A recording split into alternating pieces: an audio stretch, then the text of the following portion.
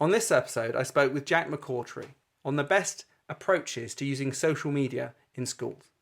Hi, I'm Jack McCautry from Cautry. We help businesses, organisations, schools to understand and utilise social media and digital marketing. The big piece of advice that we would give to schools to improve their communication with parents would be to look at digital channels that are free to use um, and easy for you to deliver a message, but also for your target audience, being parents, to receive it. And it's to look at how you could use a select number of social media channels, perhaps say Facebook or Twitter or Instagram, to communicate news, key messages, just general pieces of information that have been going on within the school that you think are, first of all, possibly important to parents, but also could be of interest to them to know what's going on with their son, their daughter, but also the community in the school that they're part of. And it's not to use these channels necessarily to just broadcast messages.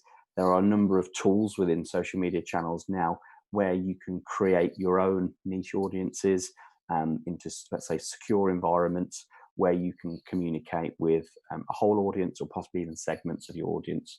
And it's to use a social media channel as a way of communicating a piece of information, not just broadcasting.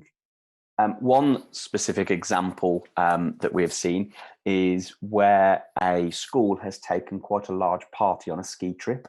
It's actually my school, and ski trips are always taking place during the Easter holidays, which was always fun for everybody. We've actually seen this school use their Facebook page to communicate updates both to the wider audience of parents and the local community of what the group have been up to, where they are on their journey, but also to use it for more important information in terms of when these children were actually going to arrive back at school, and to communicate any issues with the journey, but also then to engage with parents so they could ask for questions, and there could be a bit of a dialogue there, which was, I thought, was a great way of using their social platforms.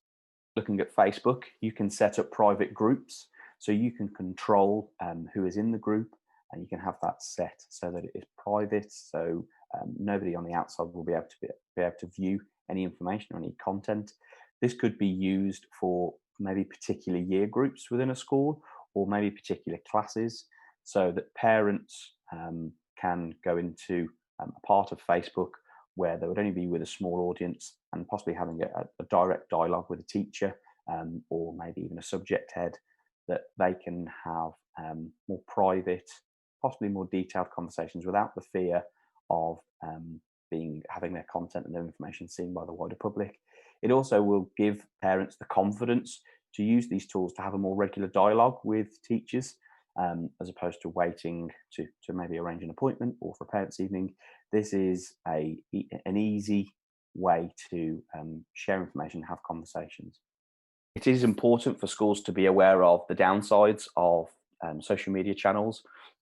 We are talking about children at the heart of everything, and there are obviously a number of sort of sensitive areas when it comes to children and online.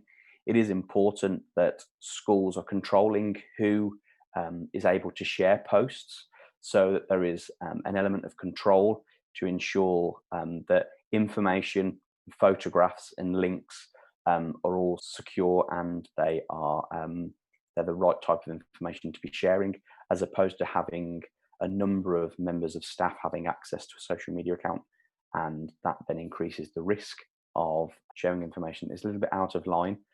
One area where we have just had a great deal of discussion with schools, and also say local authorities with regard to education, is having a strict social media policy.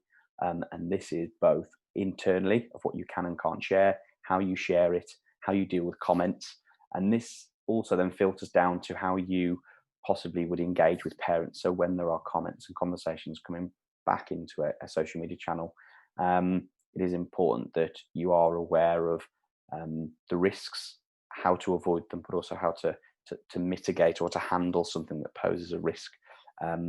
We hear a lot in the news about children and maybe even sort of vulnerable individuals, and how information and content can be used inappropriately. It is very important that you have some set rules and procedures in how you use any social media platform. when we are working with a school, it is important to understand your target audience for how you're going to use a given social media platform.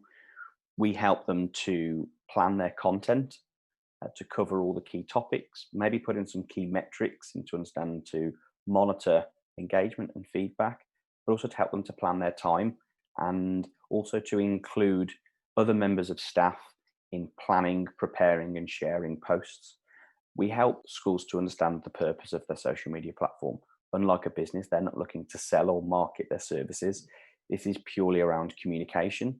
So, communicating key pieces of information and news to parents, but also possibly to tell the story of the school, of what they've been up to, um, examples of news, maybe sporting achievements, their involvement in the community, maybe their involvement with local business where there possibly might be work experience, for example.